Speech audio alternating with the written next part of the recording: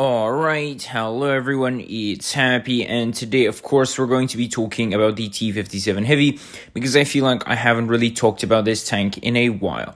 Now, this tank is probably still one of the better drum heavies out there, at least in comparison to the Kron, the AMX 50B as well. So, what did this tank gain and what did it technically lose? It lost a lot of its armor. This tank used to have very decent or very good hull armor, at least in the past, in the front of the tank. So if you did poke out from a corner, you could get a random ricochet and then peek them and give them 1.2k in the face. However, now it does have a special consumable, which allows you to pump out that drum very quickly. So that is a benefit, but at the same time, losing the armor is obviously a downgrade. So at the end of the day, I don't really know how the T-57 really sits with me today. I feel like the T-57 did receive a nerf because losing HP is always a bad, it's a bad downgrade. And the consumable, you can't really use it. If you time it wrong, you won't necessarily be able to use it. So that's why I feel like at some point or sometimes I'd rather have the armor over the consumable. I really don't understand why Wargaming had the urge to touch tanks that really were not supposed to be touched.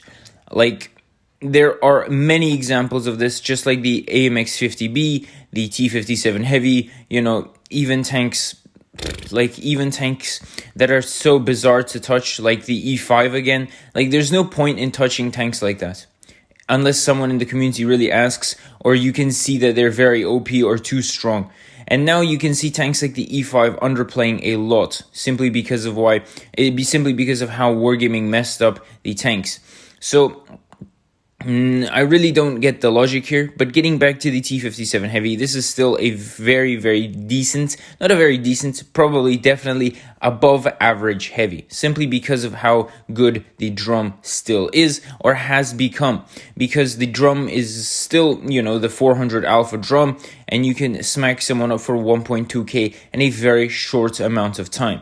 That is the greatest benefit of this tank, that you can just come along, smack someone for 1.2k while they only hit you for 400. That's definitely the playstyle, and it still is going to be the playstyle. So I feel like the T-57 Heavy is now less oriented towards newer players or players who don't play so well, because they're more reliant on armor. However, nowadays the T-57 is more or less for better skilled players, I'd say, simply because you have less reliance on the armor and you have more reliance on the gun and positioning. So tell me what you guys think about this in the comment section below. And with that, Happy is out, and I'll definitely see you guys next time. Bye bye.